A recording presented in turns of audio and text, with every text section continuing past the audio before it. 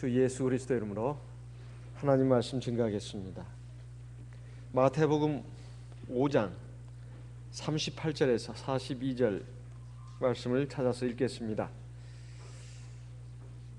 마태복음 5장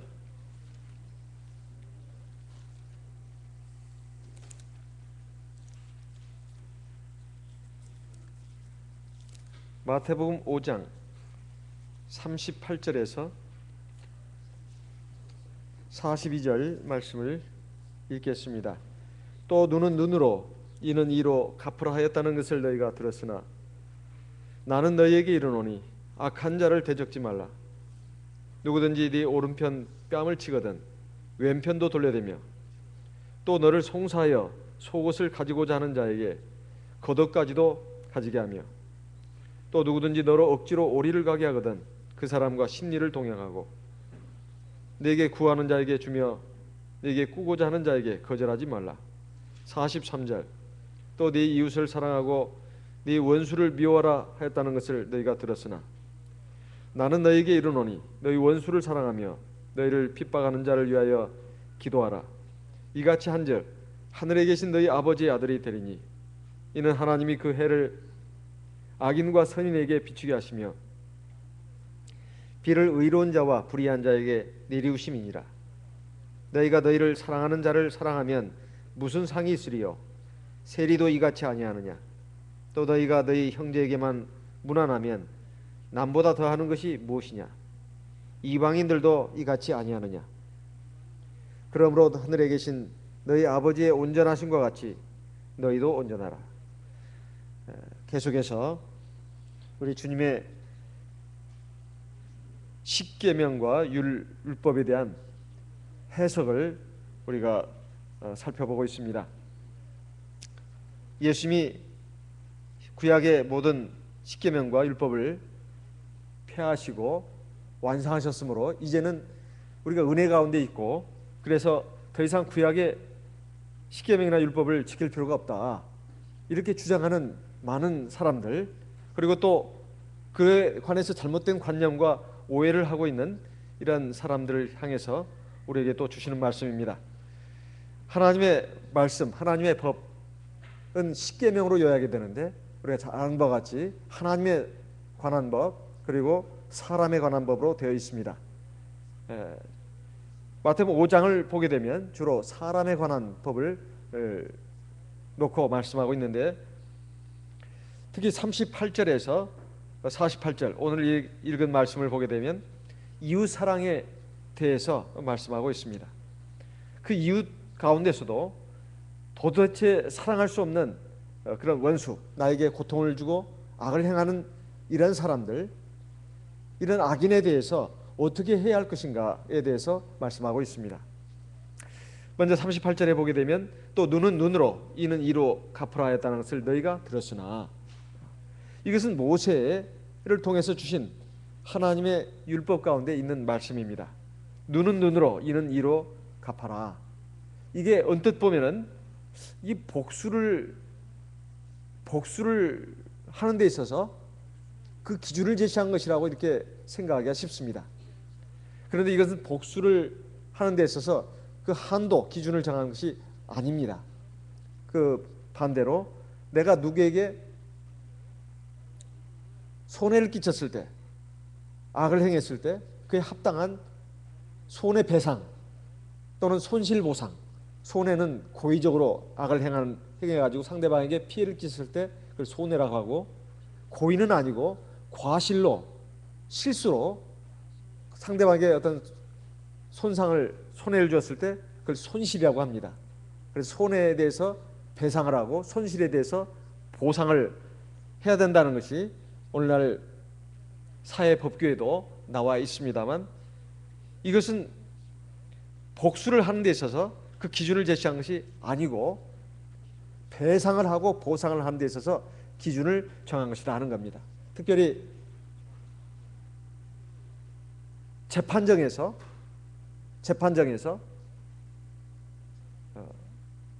손해배상 또는 손실보상을 하는 그 기준으로 하나님이 정하신 법이다 하는 것입니다. 그런데 과거에 고대 바벨론 나라에 함무라비 법전이라는 게 있습니다. 뭐 현존하는 최고의 법전이다. 그리고 거기에 일부만 지금 전해져 내려오고 있다고 하는데요. 주전 2285년에서 2242년, 주전 2285년에서 2242년에 통치했던 고대 바빌론 왕 함무라비가 신하들을 명해 가지고 법전을 만들었는데 그것이 최고 오래된 법전으로 알려져 있습니다. 거기에 보게 되면 바로 이 동해 보복에 대한 것이 나옵니다. 누가 악을 행했을 때, 일을 하나 부러지게 했을 때 그 사람의 일을 부러뜨려야 된다. 또 갈비뼈를 부러뜨렸을 때 그 사람의 갈비뼈도 부러뜨려야 된다. 그렇지만은 천한 사람, 노예의 일을 부러뜨렸으면 은전 한 입만 주면 된다. 이렇게 되어 있습니다. 그러니까 신분의 고하를 상정하고 거기에 맞게 손해를 배상하고 손실을 보상해 줘야 한다. 이런 그 원칙인데요. 오늘날의 법과도 맞지 않고 또 하나님의 말씀과는 전혀 다른 그러한 법이라고 말할 수 있습니다. 이건 말 그대로 사실 보복의 기준을 제시한 것이라고 말할 수 있겠습니다. 여기에 대해서 하나님의 말씀은 그런 것이 아닙니다. 레위기서 출애굽기 21장 24절 말씀을 먼저 보겠습니다. 출애굽기 21장 24절, 출애굽기 21장 24절,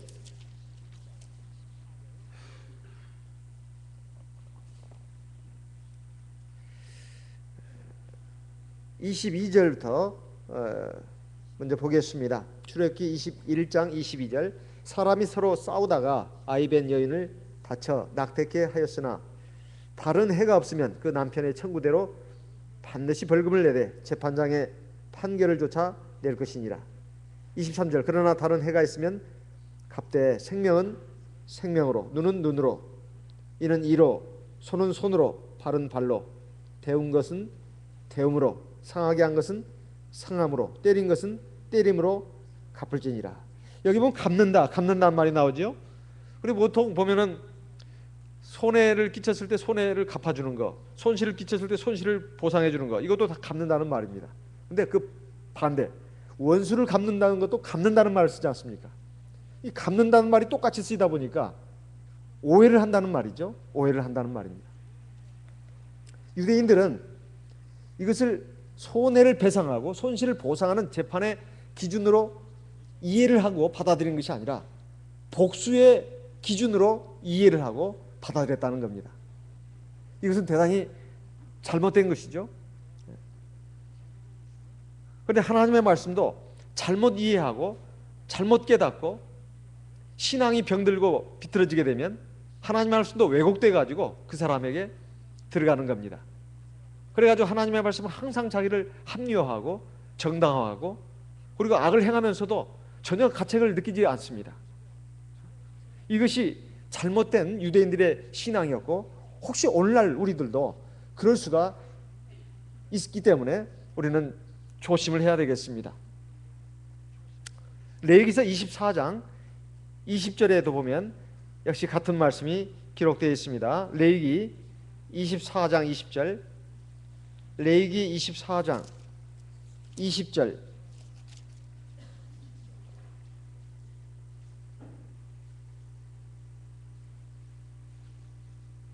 레위기 24장 20절. 파상은 파상으로, 눈은 눈으로, 이는 이로 갚을지라. 남에게 손상을 입힌 대로 그에게 그렇게 할 것이며 짐승을 죽인 자는 그것을 물어줄 것이요 사람을 죽인 자는 죽일지니. 자, 이것은 개인적인 복수를 하라고 말하는 것이 아니라 그에 상응하는 배상을 해주고 보상을 해줘야 된다는 기준을 제시하는 겁니다. 우리가 하나님의 말씀을 바로 이해를 하는 것이 대단히 중요합니다. 그런데 유대교라든가 이슬람교에서는 말 그대로 복수를 한다, 원수를 갚는다, 이런 개념으로 이해를 해가지고 오늘날 유대인들은 이 원칙에 철저한 감이 있습니다. 팔레스타인 사람 게릴라들이 유대인들에게 뭐 공격을 하면 당장 목숨을 걸고 보복을 합니다. 또 이슬람의 율법을 보게 되면 도적질하는 사람은 그냥 공개 형벌을 가하는데 사람들 보는 앞에서 그 도둑질한 손을 자르는 처형을 한다고 하지 않습니까? 그래서 이슬람 국가에서는 법이 얼마나 엄하든지 도둑이 거의 없다고 합니다. 그리고 간통을 하면 뭐 공개 법정에서 사람들로 하여금 돌을 던져서 죽이는 이러한 형벌을 지금도 시행하고 있다고 하는데요. 그러다 보니까 그 이슬람 회교 국가에서는 도덕이나 강도, 치안은 아주 잘 확보가 되어 있다는 말을 합니다. 그렇지만은 소수의 권력자들은 이제 그걸 빌미로 해서 독재를 하고 또 온갖 또 악을 저지르는데 그것은 별개의 문제죠. 그래서 하나님 예수님께서는 십계명의 그 정신이 뭔가, 그것은 바로 사람을 보호하고 사람의 안전을 보장해 주겠다는 그 뜻에서 그런 법을 십계명 밑에 모세율법으로 주신 것입니다. 이것은 절대로 개인적인 복수를 하라고 하는 것이 아니고 재판장에게 주어진 형법이다, 이런 말씀입니다. 오히려 하나님께서는 개인적으로 보복하는 것을 절대로 원치 않으시고 금하셨습니다. 우리가 창세기를 지금 화요일 저녁마다 보고 있는데요, 가인이 자기 동생을 죽였을 때 절대로 넌 누구도 그 가인을 처벌하지 못하게끔 이렇게 했습니다. 표를 줘가지고 인간은 누구도 그 악인에 대해서 사적으로 보복할 수 없다. 그가 아무리 악인이라 할지라도, 죽어 마땅한 죄인이라 할지라도 사적으로는 절대 복수할 수 없다는 겁니다. 그리고 라멕도 마찬가지였습니다. 오직 하나님의 공의에 의해서 공적으로만 처벌할 수 있다는 겁니다. 심판권은 하나님께 있다는 거예요. 오늘 우리도 마찬가지입니다. 우리가 어떤 사람에 대해서 정죄를 하고 심판을 하고 싶은 마음이 있을 때 개인적으로 그를 정죄하고 심판해서는 안 된다는 겁니다. 하나님의 공의로운 심판에 맡겨야 된다는 거예요. 그래서 교회 안에서도 어떤 사람이 있을 때 절대로 사적으로 그 사람을 비방하고 정죄해서는 안 됩니다. 교회라고 하는 것은 이제 그 기구체가 있지 않습니까? 그 기구체에서 그 사람에 대해서 어떻게 할 것인가, 하나님의 사랑도 생각해야 되고 또 하나님의 공의도 생각해야 되고 그 사람에 대한 개인적인 여러 가지 이해와 동정도 있어야 할 뿐만 아니라 교회 전체가 혹시 저 일로 인해 가지고 문제가 발생하지 않을까, 또 그것이 전염성이 강한 질병과도 같은 죄악이라면 그것을 방지하기 위해서 자기 살을 도려내는 그 아픔으로 징계를 가할 수밖에 없는 그런 경우도 있습니다. 그럴 때라도 전체를 위해서 그 사람을 벌을 준다는 것도 있어야 되지만 그 사람을 깨우쳐 가지고 돌이키게 하는데 목적을 둬야 합니다. 또 그 사람의 가족들도 생각해야 되고, 그래서 사실 징계라고 하는 것이 쉽지 않은 문제입니다. 그 사람만 생각해서는 안 되고 그 사람의 가족들도 생각해야 되고 또 교회 전체를 생각해야 되니까 이것은 정말 쉬운 일이 아닙니다. 그런데 우리는 참말 겁 없이 무자비하게 함부로 사람을 비방하고 정죄하는 이런 악을 서슴지 않고 행하는 경우가 왕왕 있습니다. 이건 정말 조심해야 될 부분입니다. 과연 내가 하나님의 위치에 서 있는가, 이런 부분에 대해서 생각을 해야 되고, 교회는 질서가 있고 그 공적인 질서를 존중해야 됩니다. 그러지 않고서는 절대로 개인적으로 사적으로 보복을 가한다거나 또는 린치를 가한다거나 폭행을 가해서는 안 되는 겁니다. 그 사람을 인격적으로 모독하거나 살인해서도 안 되는 것입니다. 그래서 항상 말을 조심해야 된다 이 말이에요. 그 사람에 대해서 적어도 심판하려면 하나님부터 그 심판권을 받아야 되고 하나님처럼 속속들이 다 알아야 합니다. 정확하게 알아야 된다 이 말이에요. 사실관계, 그리고 뭐가 옳고 그른지를 정확히 알아야 된다 이 말입니다. 과연 그럴 수 있냐는 거죠. 그래서 하나님은 인간의 개인에게 사적인 보복을 절대로 하지 못하도록 한 겁니다. 그리고 보통 개인적인 복수를 할 때 보통 그 사람이 나한테 준 손해에 대해서, 악에 대해서 거기에 맞는 것만 가는 것이 아닙니다. 누가 나를 한 대 때렸습니다. 그러면 내가 그 사람을 한 두세 대는 패줘야 속이 풀리는 겁니다. 나 가만히 있는데 나에게 악을 행했다는 거죠. 나를 한 대 때렸는데 내가 그 사람을 한 대 때릴 수 있을까요? 보통 두세 대 때립니다. 그리고 강도도 똑같아야 되잖아요. 저 사람은 나를 살짝 때렸어요. 나는 감정이 들어가니까 한 대 더 살짝 때립니다. 그럼 상대방은 내가 때린 것보다 더 세게 때렸단 말이죠. 그럼 가만히 있습니까? 이제 주먹이 날아가는 거죠. 그러면 상대방은 또 그 상대방은 칼 들고 덤벼듭니다. 이렇게 해서 보복은 보복의 악순환을 낳는 것이죠. 그래서 하나님은 사적인 보복을 금하신 겁니다. 오직 심판권은 하나님께만 있다는 거죠. 하나님이 원하시는 게 뭐겠습니까? 그것은 바로 심판은 하나님이 할 테니까 너희들은 나의 온전한 것 같이 너희들도 온전해라, 이런 말씀입니다. 이것은 참으로 우리가 받아들이기 어려운 말씀 중에 하나라고 생각됩니다. 여러분은 어떠신가 모르겠는데요, 우리 대부분 다 사실 이 말씀을 읽을 때마다 양심의 가책을 느끼지 않습니까? 더군다나 보통 사람으로서는 할 수 없는 그런 것을 요구하는 것 같습니다. 이건 천사만이 할 수 있는 그런 것인가, 아니면 제정신이 아닌 사람들이 많이 할 수 있는 것인가? 예를 들면 이런 겁니다. 39절에 나는 너에게 이르노니 악한 자를 대적지 말라. 이건 이해가 됩니다. 악한 자를 대적하지 말아라. 자, 악한 자가 나에게 악을 행합니다. 그럼 나도 같이 악을 행하면 안 된다는 것입니다. 왜? 그러다 보면 나도 악해진다는 거예요. 나도 악해진다는 겁니다. 하나님은 그것을 지금 금하시는 겁니다. 내가 악한 자에게 고통을 당하고 상처를 입고 말로 닿을 수 없는 어떤 손해를 보았습니다. 그렇다 해가지고 내 그 상대방에 대해서 똑같이 대해준다면 그 악한 자와 나는 똑같은 사람이 되는 겁니다. 저 사람도 악한 사람이지만 나도 악한 사람이 된다 이 말이에요. 피장파장이다 이 말입니다. 하나님은 내가 악한 사람이 되는 걸 원치 않습니다. 비록 네가 악한 사람에게 당했다 할지라도 그 사람에게 보복하지 말라는 겁니다. 그러면 너도 똑같이 악한 사람이 된다는 거예요. 그러면 하나님은 그 악한 사람뿐만 아니라 그 악한 사람을 대적한 나도 심판하신다는 거예요. 하나님 나를 사랑하시기 때문에, 우리를 사랑하시기 때문에 절대 악한 자에게 악으로 같이 대항하지 말라, 이렇게 말씀하는 겁니다. 하나님이 자기 백성들을, 자기 자녀들을 사랑치 않아서가 아닙니다. 하나님은 선이시고 의이십니다. 그러면 이 뒤에 남는 말씀은 뭘까요? 누구든지 네 오른편 뺨을 치거든 왼편도 돌려야 되며. 이 말씀이 참 이해하기 어려운 말씀이죠. 누가 나에게 오른뺨을 찌르는데 아이고 나 이왕 때린 거 이쪽만 얼얼해서는 안 되겠다, 이쪽도 좀 얼얼해야 되겠다, 이쪽도 좀 마사지 좀 해달라고, 주먹 마사지, 그런 뜻일까요? 이건 상대방으로 하여금 더 악을 저지르게 하는 것이니까 이건 나쁜 겁니다. 이 말은 그 뒤에 나오는 말씀과 연관지어서 우리가 이해를 해야 되겠습니다. 40절, 또 너를 송사하여 속옷을 가지고자 하는 자에게 겉옷까지도 가지게 하며. 송사란 말이 나옵니다. 재판정에 나를 고발하는 거죠.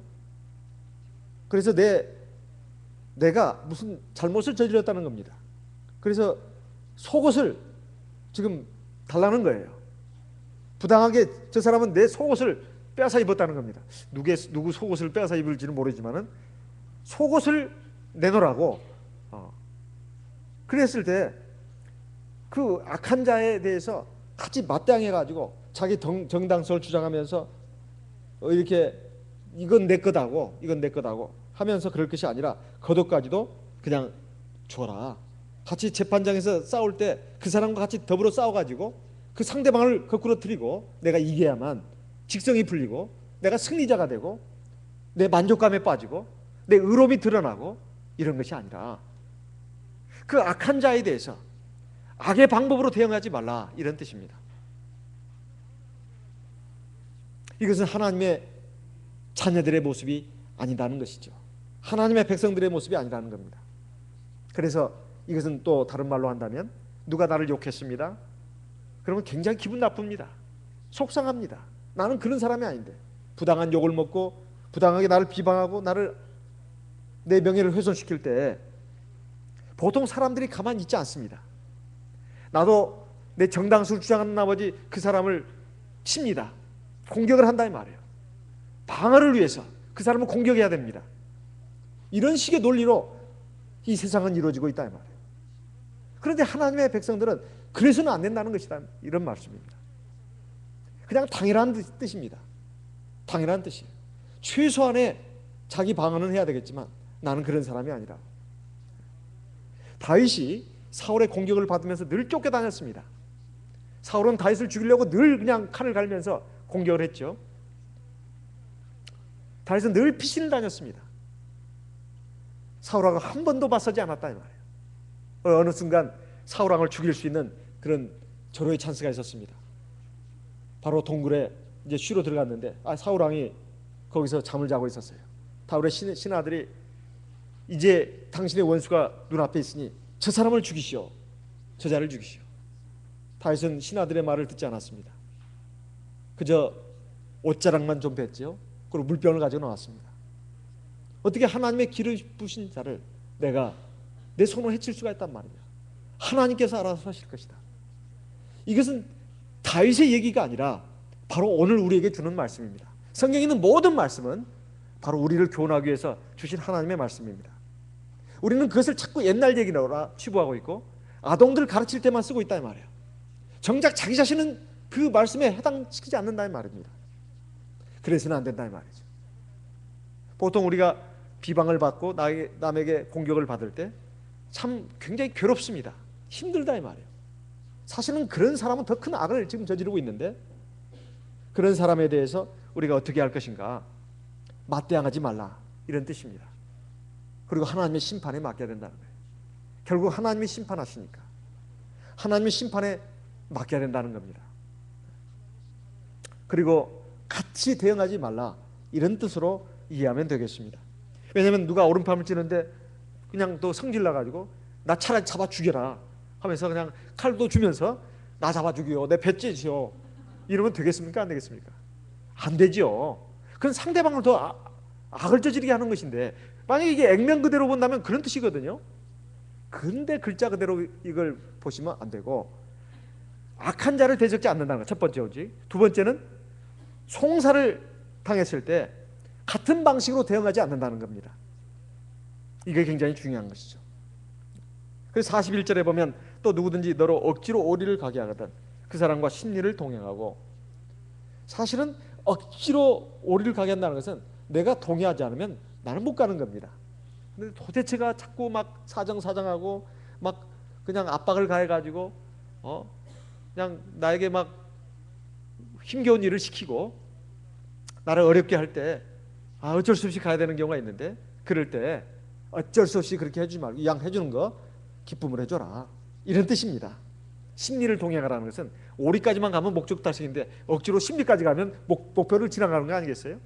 그래서 이 글자 그대로 해석하면 뭐 이런 이상한 결론이 또 나옵니다. 그래서 악한 자에 대해서 우리는 하나님의 백성으로서, 자녀로서 우리가 믿음을 가지고 돼야 된다는 거예요. 그러면 이것을 뭐라고 말해야 되느냐? 하나님의 백성들은 뭡니까? 박애주의를 안고 살아가야 된단 말이냐? 박애주의, 그리고 무저항주의. 어떤 악에 대해서 저항하지 말고 그대로 그냥 속수무책으로 당하며 살아가는 것인가? 그걸 지금 가르치는 게 아닙니다. 또 삼라만상 모든 사람들을 갖다가 다 사회 평등한 사람들이니까 사랑하라, 이런 뭐 이런 마음으로 살아라 뜻인가? 그런 건 아닙니다. 사실 내가 지금 집 한 칸밖에 없는데 악한 사람이 와서 집 내놔 그러면 집도 주고 너 통장에 있는 돈 다 내놔 다 주고, 그러면 어떻게 하죠? 자기와 가족들은 다 길바닥에 나앉아야 돼요. 거지가 됩니다. 과연 이것을 말하는 것이냐 이 말이에요. 그건 아닙니다. 이것을 자칫 잘못하면 그 오해라고, 또 그렇게 하는 사람도 없습니다. 바보가 아닌 이상, 제정신이 아닌 이상 그렇게 한 사람은 없습니다. 이것은 악한 자에 대해서 인간적인 혈기로 또는 세상 사람의 방식으로 대응하지 말고 신앙으로 대응하라 이 뜻입니다. 그래서 우리 성도들의 삶의 방식은 박애주의도 아니고 또 무저항주의도 아니고 자포자기주의도 아닙니다. 뭐랄까요? 같이 해봅시다. 신앙주의. 신앙으로 하라 이 뜻입니다. 신앙으로 하라. 신앙으로 하라. 하나님의 살아계심을 믿고 하나님의 역사하심을 믿고 하나님의 마지막 날 공의로운 심판을 믿고 신앙으로 하나님의 말씀과 뜻을 좇아서 행해라 이런 뜻입니다. 이것이 대단히 중요한 부분입니다. 그런데 우리는 이런 신앙주의, 신앙으로 하겠다는 것이 굉장히 취약할 때가 많습니다. 사람이 감정이 먼저 앞서고 혈기가 먼저 앞서니까 인간적인 생각이 막 일어나니까 도대체 견딜 수가 없는 거예요. 눈앞에 하나님이 보이지 않고 이 불의하고 악한 상황이 자꾸 벌어지니까 그때마다 신앙의 힘이 자꾸 떨어집니다. 하나님을 믿고 의지하면서 기다리려고 하는 그 마음도 약해진다 이 말이에요. 그래가지고 일어나는 것이 인간적인 방법, 인간적인 혈기, 인간적인 감정으로 어떻게든지 이것을 돌파하고 내가 내 이익을 지키고 내 명예를 지키고 그리고 내 자존심을 지켜야 되겠다. 이런 자세로 나가는 경향이 많습니다. 이것은 다른 문제가 아니라 신앙과 결부된 문제다. 이런 것입니다. 그래서 우리가 이것을 행하는 데 있어서 성경에서는 원수를 갚지 말라고 분명히 말씀하고 있습니다. 43절 마태복음 5장 43절을 보겠습니다. 또 네 이웃을 사랑하고 네 원수를 미워하라 하였다는 것을 너희가 들었으나 이것은 하나님의 말씀에 그렇게 되어 있지 않습니다. 네 이웃을 사랑하고 네 원수를 미워하라. 이것은 유대인들이 그렇게 바꾼 겁니다. 네 이웃을 사랑하라는 말씀은 있습니다. 하지만 네 원수를 미워하라는 말은 없어요. 오히려 네 원수를 갚지 말라 이렇게 되어 있습니다. 레위기서 19장 17절에서 19절 말씀을 보겠습니다. 레위기서 19장 17절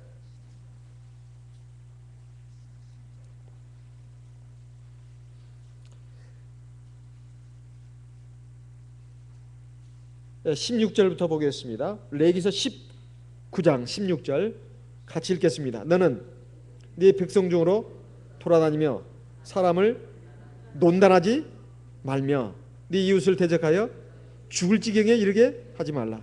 나는 여호와니라. 너는 네 형제를 마음으로 미워하지 말며 이웃을 인하여 죄를 당치 않도록 그를 반드시 책선하라. 18절 원수를 갚지 말며 동포를 원망하지 말며 이웃 사랑하기를 내 몸과 같이 하라. 나는 여호와니라. 하나님의 십계명을 좀 더 구체화시킨 법이 바로 이 모세에게 주신 율법입니다. 이 율법에 보게 되면 바로 이러한 말씀이 있습니다. 원수를 갚지 마라.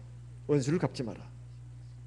오히려 책선해가지고 그로 하여금 악을 범하지 말고 올바른 길로 가도록 네가 권고해라. 이런 말씀이 있습니다. 사람들 사이에 다니면서 사람을 논단하지 말라. 이런 말씀도 있습니다. 함부로 저 사람은 막 죽을 사람이야. 막 사람들 막 다니면서 막 이렇게 해서는 안 된다는 뜻입니다. 이것은 하나님이 대단히 싫어하시는 행동이다. 이런 뜻입니다. 잠언 24장 17절 말씀을 보겠습니다. 잠언 24장 17절 잠언 24장 17절 같이 읽겠습니다. 잠언 24장 17절 같이 읽겠습니다. 네 원수가 넘어질 때에 즐거워하지 말며 그가 엎드러질 때 마음에 기뻐하지 말라. 여호와께서 이것을 보시고 기뻐 아니하사 그 진노를 그에게서 옮기실까 두려우니라. 우리 보통 잘못하면 이런 악을 범할 수가 있습니다. 어떤 못된 사람이 있어요. 나한테 손해도 끼치고 악을 행한 사람이 있습니다. 그러니까 그 집에 불이 났대. 아이고 고소해. 참 고소해. 그 집에 누구가 그냥 아파서 그냥 병원에 입원했대. 아이고 정말 깨소금 맛이야. 그러면 안 된다는 뜻입니다. 그러면 하나님이 그걸 보시고 너 이놈 네가 어떻게 그런 말을 함부로 하느냐, 하나님이 기뻐하지 않으시고 반드시 또 징벌이 떨어집니다.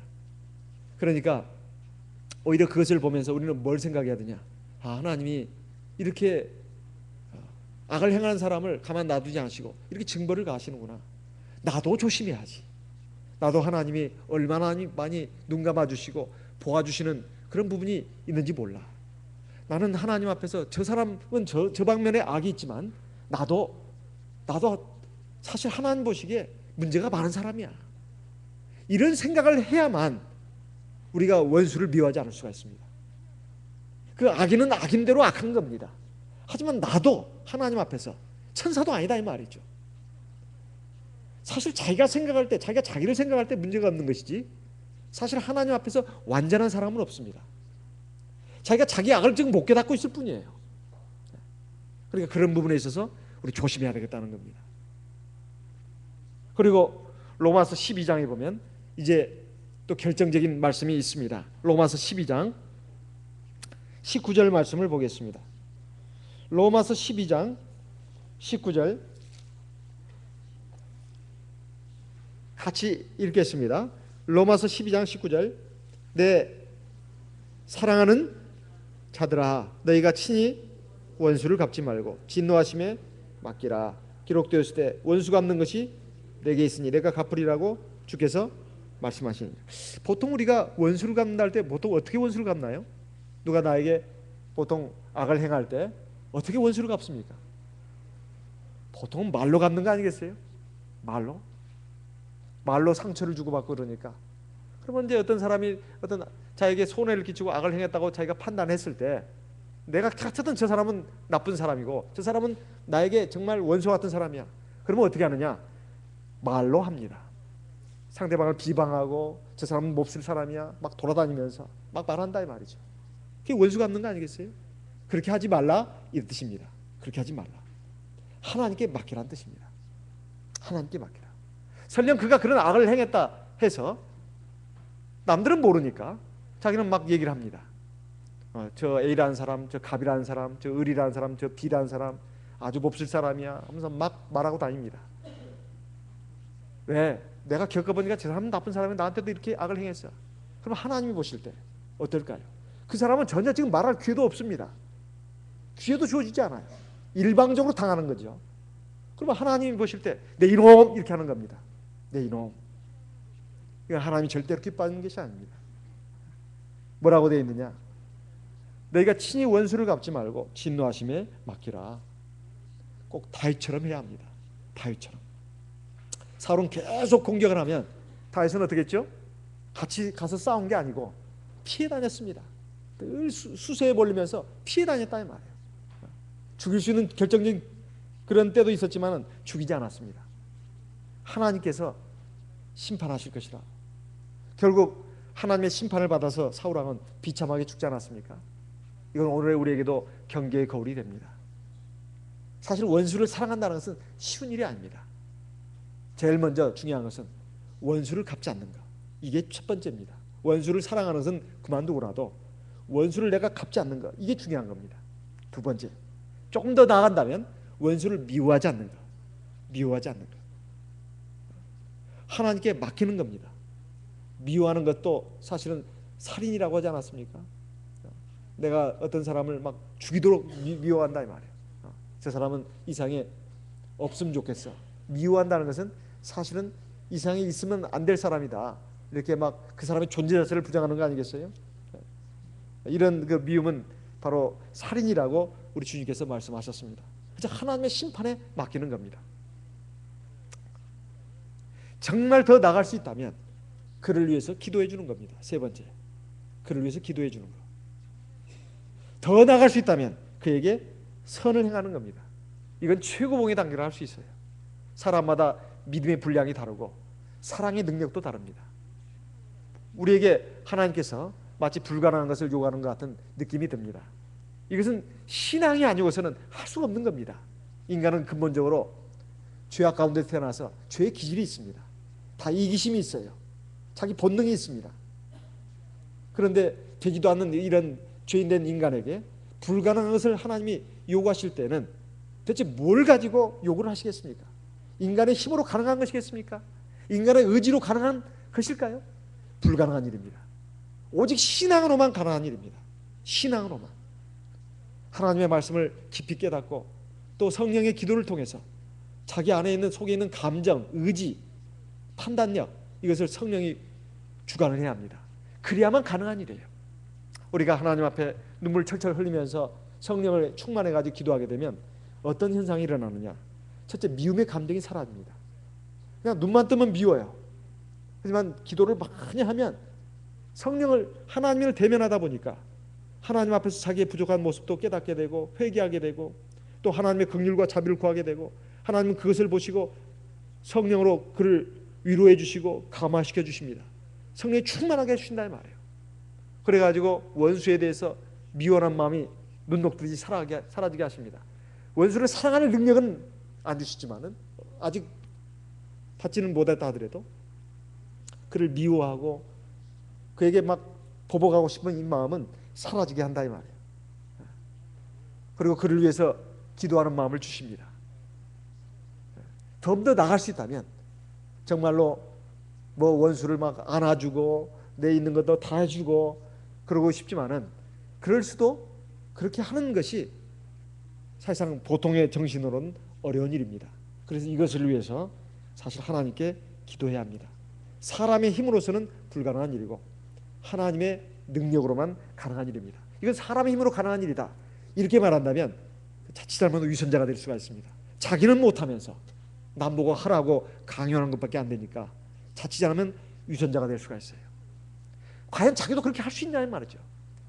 그래서 우리가 생각할 때 이것은 사람의 힘으로 되는 것이 아니라 하나님의 역사하심으로, 하나님의 능력으로 되는 것을 믿고 우리가 하나님 앞에 기도 많이 해야 되겠습니다. 그렇게 되면 우리가 그 하나님의 사랑을 실천할 수 있는 데까지 나갈 수가 있습니다. 우리 주님의 말씀을 마지막 부분을 좀 더 보도록 하겠습니다. 마태복음 5장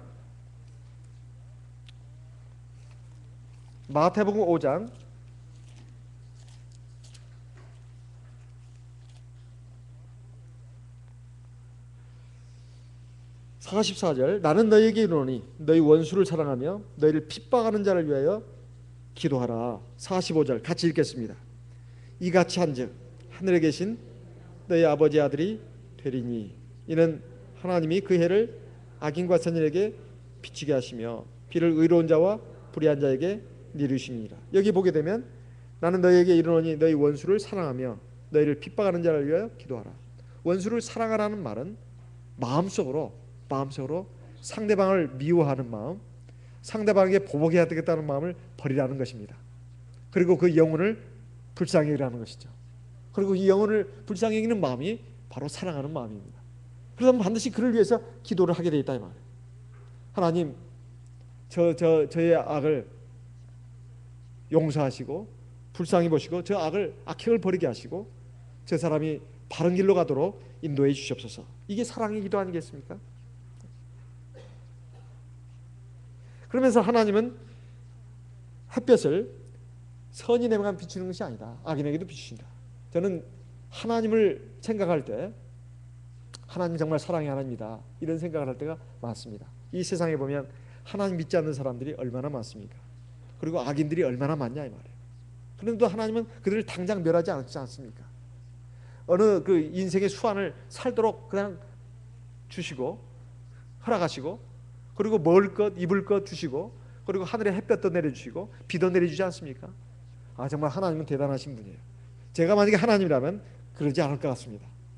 하나님 믿는 사람에게는 비 내려주시고 양식도 주시고 먹을 것 주시고 잘 살게 하실 것 같아요. 하나님 믿지 않는 사람들에게 뭔 은혜를 베푸시냐 이 말이에요. 제가 하나님이라면 그렇게 못할 것 같습니다. 여러분 어떠십니까? 그런데 하나님은 이렇게 선인뿐만 아니라 의로운 자뿐만 아니라 악인과 불의한 자에게도 햇볕을 주시고 비를 내려주신다. 이렇게 말씀하고 있습니다. 그래서 48절에 그러므로 하늘에 계신 너희 아버지의 온전하신 것 같이 너희도 온전하라.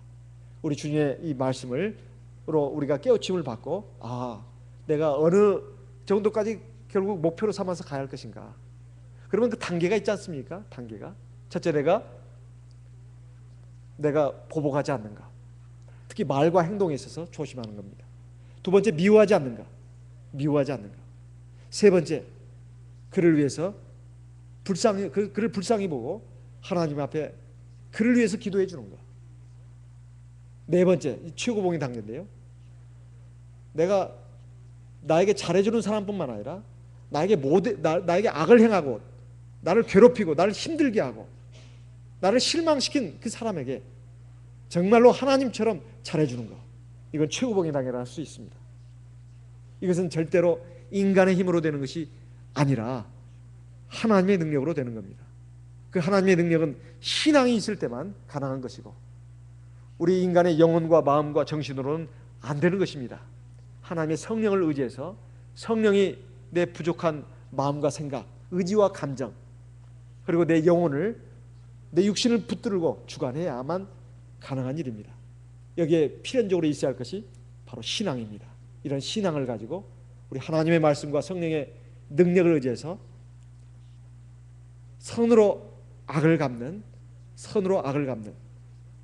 악한 자를 대하는 저와 여러분 되시기를 바랍니다. 다 같이 이 시간 들으신 말씀을 기억하고 나와 내 가정을 위해서 기도하겠습니다. 또 교회를 위해서 기도하도록 하겠습니다. 다 함께